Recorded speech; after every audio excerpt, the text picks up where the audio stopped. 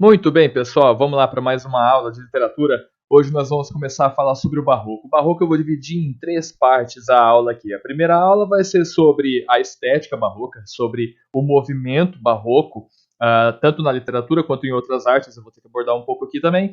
E depois nós vamos ter uma aula só sobre um poeta, o Gregório de Matos, e sobre um outro prosador, que é o Antônio Vieira, o padre Antônio Vieira. Beleza? Então vamos contextualizar o Barroco aqui.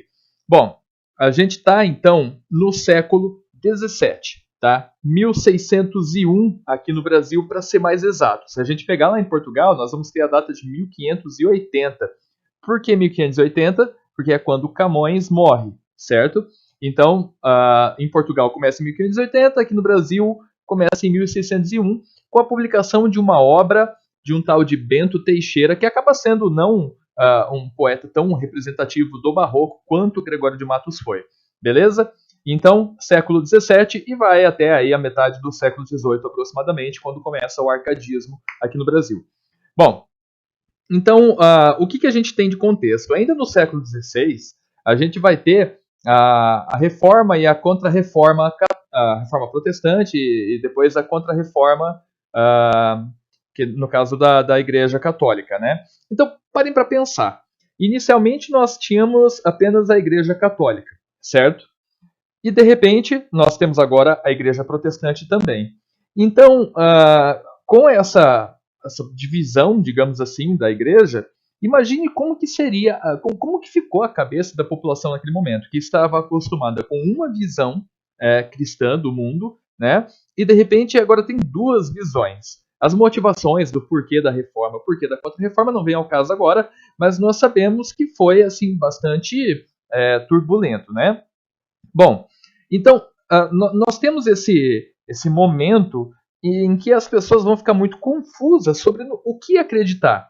Então, eu não sei se eu acredito na Igreja Católica, eu não sei se eu acredito na Igreja Protestante, sem contar que nós temos um momento, né, já faz séculos, por dizer, que o ser humano está se enxergando como um ser bastante pensante, bastante potente, né? Vide as grandes navegações.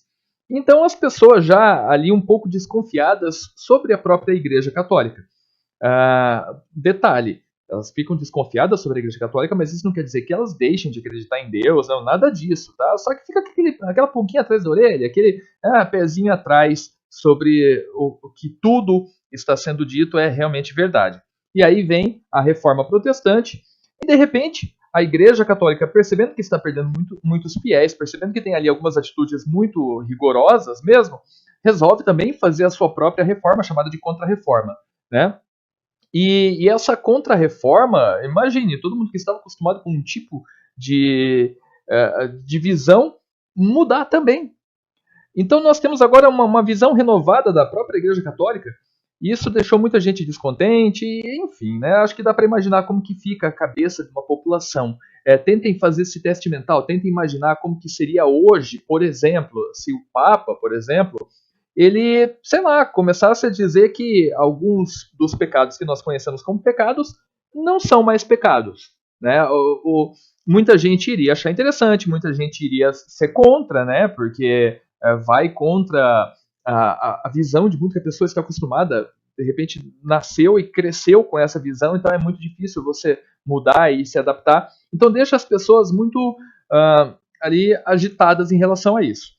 E é claro, uma coisa que eu sempre digo, tudo que acontece na sociedade, tudo que acontece no mundo, acaba sendo refletido na arte de alguma forma.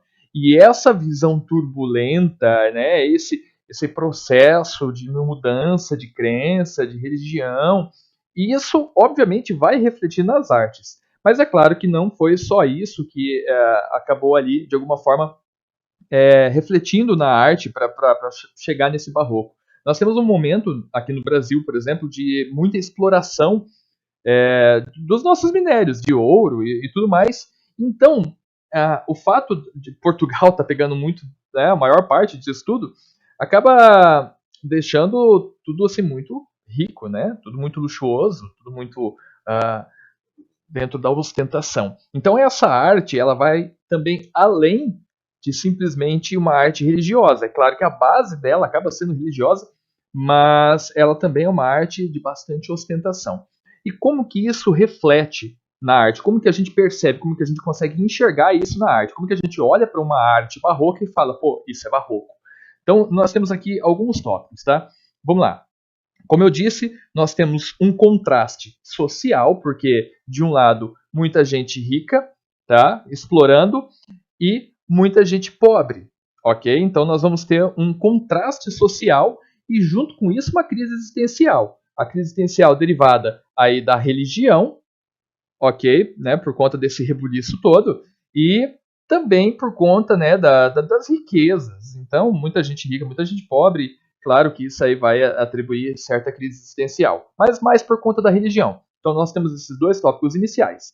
E na arte a gente percebe assim, ó, é uma arte de ostentação. Logo, o que a gente vai ver de ostentação nessa arte? A gente vai ver ouro, sim, ouro mesmo na arte, tá? Porque nós vamos falar aqui de escultura, vamos falar de arquitetura, vamos falar de pintura, vamos falar de música e aí vamos falar de literatura, tá? Então, na escultura e principalmente na arquitetura, nós vemos muito ouro. Sim, a dor dos peitos de ouro, tá? Então, dá uma olhadinha no cantinho da tela aqui, ó, esse pequeno adorno que eu coloquei aqui. É um monte de voltinhas, coisinhas bonitinhas, que poderia estar atribuído a uma arquitetura, por exemplo, numa sala, né? E aí você se pergunta, para que isso? A resposta é para deixar bonito, para deixar, né, com bastante ostentação. Simplesmente isso, ok? Então, é claro, tudo para embelezar. Só que eles exageravam nesse embelezamento. Então, é uma arte de muito exagero. A ostentação é o exagero, é mostrar esse exagero, tá? Nós vamos ter aqui composições dramáticas e contrastantes. Claro, se nós temos um contraste social, temos uma crise existencial, temos o contraste de católico versus protestante, a arte ela vai ser contrastante. A gente vai ver algumas pinturas como que isso acaba sendo um contrastante e muito dramático, tá? Cenas na pintura, por exemplo, que trazem muito drama, uma carga emocional muito forte, tá? Na arquitetura vamos ter essas ornamentações exageradas, como eu comentei com vocês. Na música, as músicas serão altamente arranjadas. O que isso significa? Significa que é uma música composta com muitas notas, com muitos elementos, com muitos contrapontos.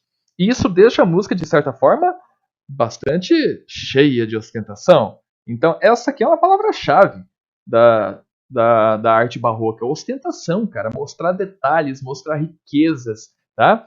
E na literatura, como é que isso acontece? Nós vamos ter uma poesia complexa, tá? Ela é difícil de ser compreendida em alguns pontos, em outros nem tanto. Riquíssima em figuras de linguagens, tá? Nós vamos ter muitas figuras de linguagem. É claro que na poesia é muito comum o uso das figuras de linguagem, mas aqui no barroco isso vai ser demais. E muitas figuras de linguagem que trazem a ideia de controverso, tá? Então vamos ver aqui alguns exemplos. Vamos dar uma olhadinha na pintura, tá? Então uma pequena contextualização aqui, basicamente de história da arte, para a gente chegar na literatura barroca. Então a pintura a gente consegue identificar muito facilmente que ela é barroca ou que de repente ela até se inspirou no barroco por conta de uma técnica que era muito utilizada principalmente por Caravaggio, né? Que é uma técnica chamada chiaroscuro, tá? Se eu não me engano, se escreve assim, ó, chiaroscuro, que é do italiano. Eu acho que se escreve assim. Que significa o claro versus o escuro. Se vocês notarem aqui nessa flagelação de Cristo, né, uma pintura de Caravaggio, nós temos o fundo aqui preto, tá? Escuro, e a frente temos o claro. Então veja que as pessoas aqui sendo retratadas estão sofrendo a intensidade da luz. O fundo não está sofrendo. E por que isso? Pelo seguinte, porque na pintura, principalmente, o que estava como pano de fundo não é importante. O importante é destacar a cena.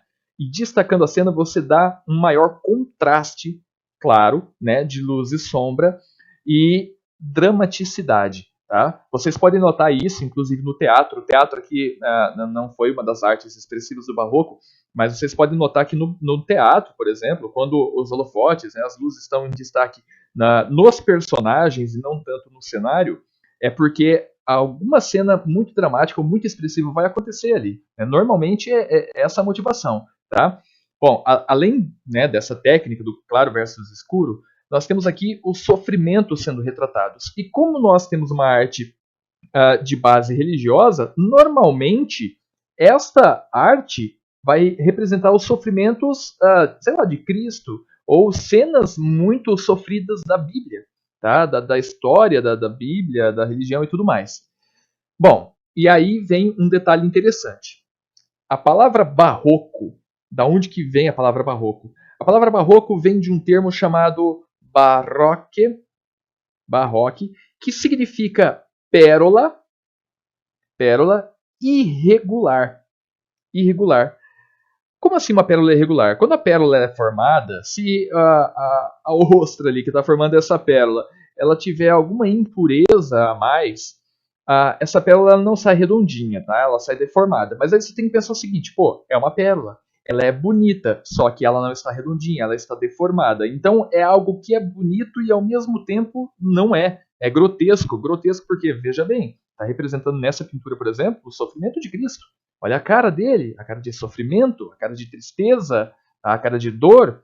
Então, é algo que é bonito, a gente pode ver pela técnica, é uma técnica muito bonita, mas ela traz uma carga muito grotesca. E eu digo essa palavra grotesca porque era exatamente essa palavra utilizada pelos renascentistas para falar da pintura barroca. Dizia que era uma pintura grotesca, cruel, porque enquanto a pintura renascentista é uma pintura leve, bonita, né, representa coisas bonitas de serem vistas, o barroco traz né, cenários, cenas muito fortes. Tá? Vamos continuar aqui. Né? Então, o uso de luz e sombra, como eu disse, nós temos aí, claro, uma derivação da técnica do Renascimento, que é a profundidade. Nós temos essa profundidade, nós percebemos pelo jogo de luz e de sombras essa profundidade, né, as técnicas mais realistas aqui na pintura. Mas veja bem, mais uma do Caravaggio aqui, Davi com a cabeça de Golias. Olha o sangue escorrendo aqui embaixo, cara.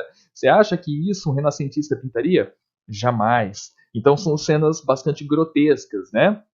Ó, mais uma aqui de novo do Caravaggio, a crucificação de São Pedro, que Pedro pediu para ser crucificado de ponta cabeça por dizer que não era digno de morrer igual a Cristo.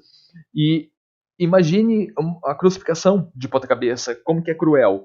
As pessoas não é que não estavam preparadas, mas elas não estavam acostumadas a ver essas pinturas, apenas em imaginar, mas a imaginação, sei lá, ela passa muito rápido. Mas de repente ver isso é um choque muito grande, tá? E quando elas não traziam essa carga do claro e do escuro, né? Essas pinturas, elas eram riquíssimas em detalhes. E claro, né? O exagero, as cores. Aí, não tem muita diferença do Renascimento para cá, nesse quesito, a não ser pelo uso das cores mesmo. Nós temos muito mais cores sendo atribuídas aqui no Barroco, né? Justamente por conta desse exagero. E é claro, os detalhezinhos, os mínimos detalhes das pinceladas, né? Assim, tudo muito minucioso, coisa que o renascentista já se atentava, mas claro, ele não se aplicava tanto assim. Olha só o adorno aqui, né? Imagine para pintar isso. Então, assim, demandava muito tempo mesmo. O barroco ele é muito exagerado, ele é muito belo, tá? E quanto à escultura, na escultura continuamos com esse lance do exagero. Aqui nós temos uma escultura do Antônio Francisco Lisboa, que é o brasileiro, o Aleijadinho, né? Ele já passou um pouquinho aqui da fase do barroco, tá, né? Mas a gente não vai se aprofundar tanto na história da arte e sim contextualizar a escultura aqui. Nós temos, olha só, frisos, detalhes minuciosos. Então, olha o tanto de frisos que nós temos aqui, né? Muitos. Imagine só para criar essa escultura, o trabalho que não se tinha, essas dobras, essas quinas. As roupas, às vezes, elas traziam uma ideia de ser leve. Parece que a roupa ela foi esculpida fora e foi colocada depois na pessoa. Então, havia um trabalho muito grande ali. De novo aqui, olha só essa aqui de Cristo. Não parece que a roupa foi feita fora e depois colocada nele? né, e não esculpida direta.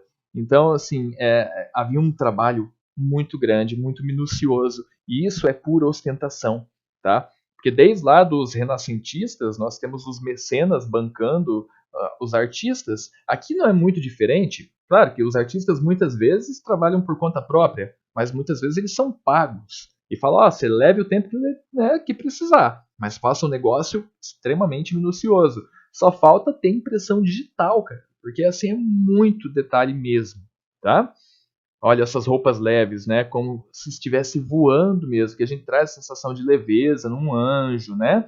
Então, olha só as penas, os detalhes nas penas, olha o detalhe na musculatura. Tá? Então, assim, é muito detalhado mesmo. Mais uma, ó. Olha como que é dramática a cena, tá? Olha como que é esculpido como parecendo um véu, né? É tudo assim muito, digamos, perfeito mesmo.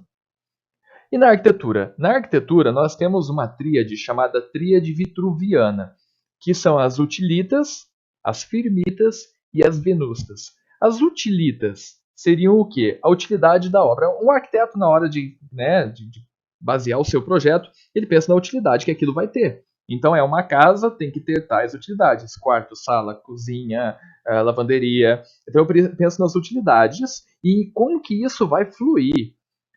Nós temos que ter firmita, que é a firmeza. Uma obra ela precisa parar em pé. E é o outro pilar de uma perfeita arquitetura, além das utilitas das firmitas, é que você tem que juntar tudo isso e ainda ser bonito. As venustas são as belezas da arquitetura. E no caso do barroco, não que eles não se importassem com firmitas e utilitas. Claro que se importavam. Mas eles se preocupavam ainda mais com as venustas. Tá? Que é deixar tudo muito belo. E eles acabavam carregando demais a arquitetura, especialmente interior. O exterior era belo também, mas nem tanto quanto o interior. O interior é ainda mais belo e normalmente é aplicado às igrejas. Tá? As arquiteturas barrocas elas são mais fáceis de se reconhecer dentro das igrejas, porque nós temos um adorno excessivo muito grande. E o que vocês estão vendo dourado aqui, você pode ter certeza que se não for de ouro, é banhado a ouro. Tá? Nem que seja o gesso que está ali esculpido, vai levar uma tinta com ouro ali. Dá uma olhadinha nessa igreja da Ordem Terceira de São Francisco da Penitência no Rio de Janeiro. O que vocês estão vendo dourado, ou é ouro, ou é banhado a ouro. E olha o tanto de detalhe. É tão rico, é tão incrível a interna dessas arquiteturas que, por exemplo, uma igreja. Você vai ali, você praticamente não presta atenção à missa, você presta atenção na arquitetura, porque é tudo muito lindo, é tudo muito maravilhoso. Né? Olha só os detalhezinhos, para vocês perceberem. E vocês podem pesquisar aí depois no Google, pesquisem por a arquitetura barroca e vocês vão ver uma coisa mais linda que a outra. E nós encontramos a arquitetura barroca mais frequentemente em Minas Gerais, principalmente, e também na Bahia. Tá? Então, veja que coisa maravilhosa. E essa seria o exterior, o externo da igreja, né? De uma arquitetura barroca, aliás. Veja, ela é cheia de adornos, sim, né? Nós temos muitos adornos, temos muitos detalhezinhos, sim, mas não é nada comparado com o interior. E isso tem uma explicação lógica, porque eles diziam que é a casa de Deus e que o interior é como se fosse a alma. Não importa como você é por fora, mas sim como você é por dentro. Então faz bastante sentido ser uma arte religiosa, ok? Bom, e a música? A música ela deixa de ser aquela música monofônica e simples ali da era medieval, né, bastante arcaica, e passa a ser uma música polifônica, ou seja, muito mais bem arranjada. Enquanto nós teríamos ali uma nota sendo tocada de cada vez, agora nós temos várias notas sendo tocadas. Nós temos graves e temos agudos, temos os contrapontos, temos velocidades diferentes nas músicas, temos compassos diferentes, é tudo diferente. A música é muito mais bem arranjada nesse momento. Tá? Um exemplo disso, Vivaldi. Outros exemplos, né, que traduzem a música barroca, Johann Sebastian Bach, né? E claro que isso vai se estender até lá no romantismo. Os caras vão se prender muito a esse estilo barroco e que se não fosse por essa, digamos, revolução na música nesse momento, hoje nós não teríamos a música da forma como é. Qualquer música que você possa escutar hoje, desde um rock, um sertanejo, qualquer música que você possa escutar hoje, ela é bem arranjada, ela é bem feita, porque no passado tivemos grandes mestres como esses. Tá? Então as músicas elas passam a ser polifônicas, temos esses contrapontos, várias vozes melódicas, graves, agudos, tudo junto ali na mesma música, no mesmo momento, e esses arranjos complexos. Então vamos ouvir aqui rapidinho como que seria isso.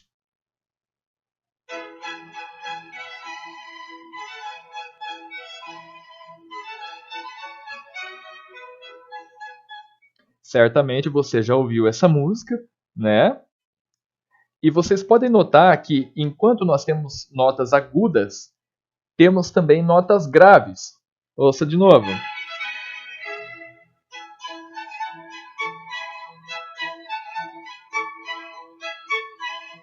Notaram? Isso é o que é de barroco, tá? Porque antes disso tudo aqui, as músicas elas eram muito simples. Seria só o agudo ou só o grave, por exemplo, ok? Vamos ouvir mais alguns exemplos.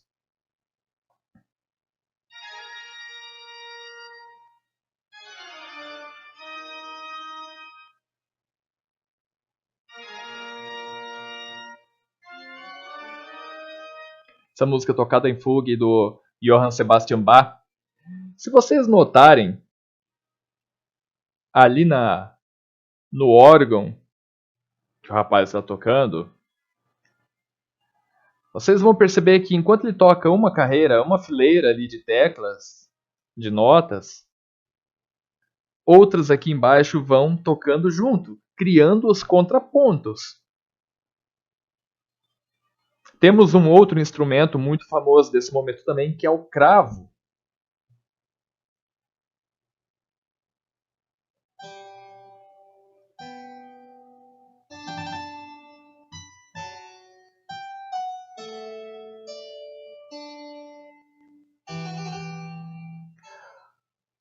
O cravo, que tem um som muito característico, é como se fosse um piano, mas ele tem um conjunto de cordas um pouco diferente. Ele se assemelha daí a uma viola. Ao invés de ter as cordas únicas, né, solos, nós temos duplas de cordas, criando esse som um pouco mais estridente. Parece muito aquelas músicas de filmes que tem reis, né? Muito bem, olha só uma pintura aqui do Johann Sebastian Bach. Não é uma pintura barroca? O fundo escuro e o destaque claro. Muito bem, só para vocês terem noção, daí aqui no Brasil a música ela demora um pouco para evoluir, claro, até chegar no século XX nós termos o samba aproveitando o barroco. Notaram como a música começa? Ela começa bem simples e de repente um monte de vozes melódicas juntas. Novamente.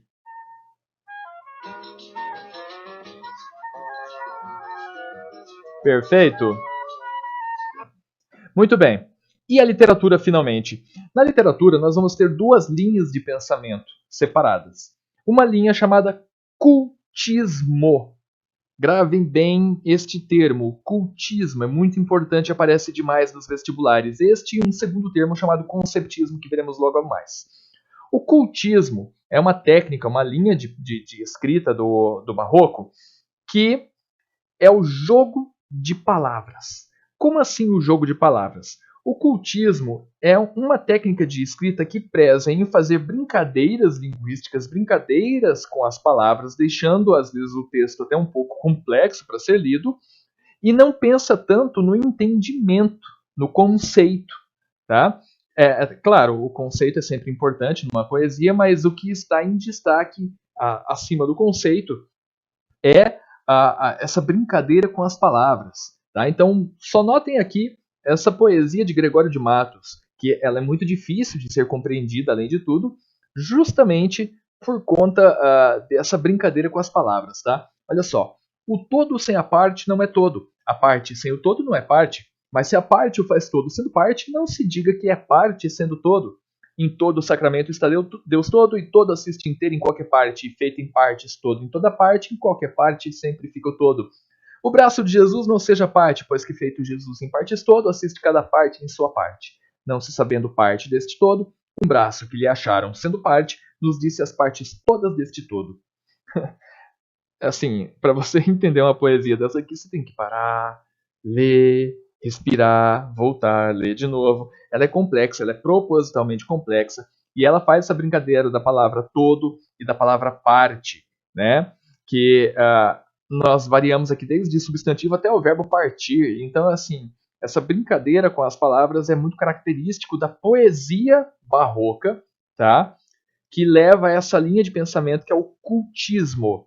Então quer dizer que todas as poesias seguirão o cultismo? Não. Nós teremos poesias que serão conceptistas, mas é mais natural encontrar o cultismo na poesia do que o conceptismo. Beleza? E na prosa, daí nós temos o conceptismo. O conceptismo é o jogo de ideias, ou seja, é fazer o texto ser racional e facilmente compreendido. Esse é o objetivo. O destaque que nós temos aqui é o padre Antônio Vieira. Tá? Então, o destaque anterior é o Gregório de Matos Guerra, conhecido como Boca do Inferno, e aqui o padre Antônio Vieira. Tá? Ele, então, ele é um padre, ele precisa escrever de forma racional para que as pessoas o compreendam. Nós vamos falar mais sobre isso quando eu for falar só sobre o padre Antônio Vieira. E ele segue essa linha do conceptismo. Logo, é a prosa, tá? Porque o cara vai escrever sermão. Então, ele vai escrever a prosa. Tá.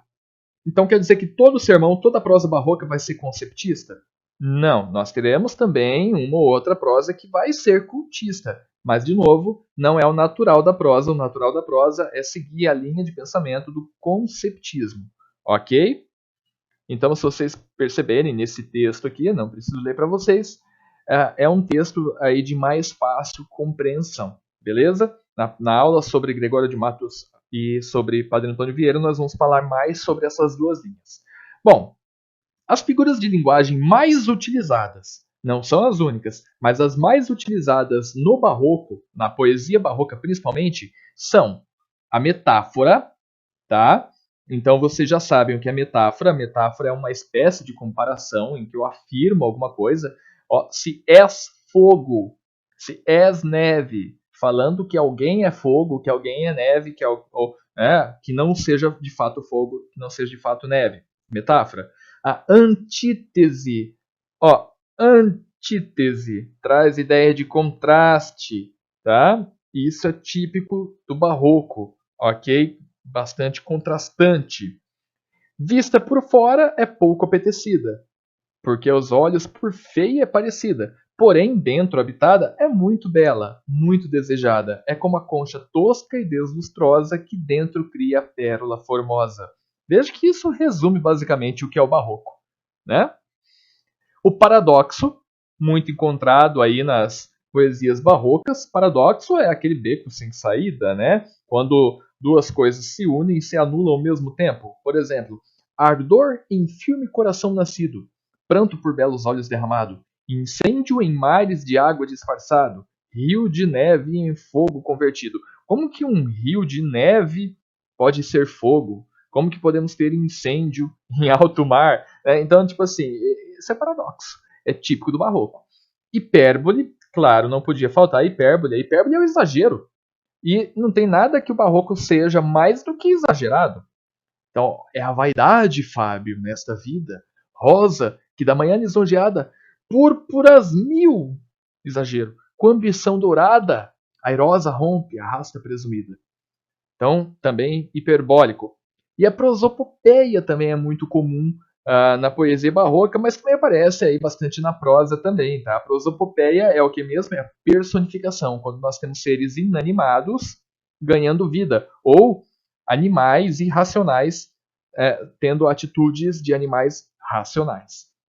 Então veja bem aqui, ó. No diamante agradou-me o forte, no cedro o incorruptível, na águia o sublime, no leão o generoso, no sol o excesso de luz. Então veja bem que ele está atribuindo a característica, né, de seres humanos no leão, na águia, no diamante, na madeira, ok?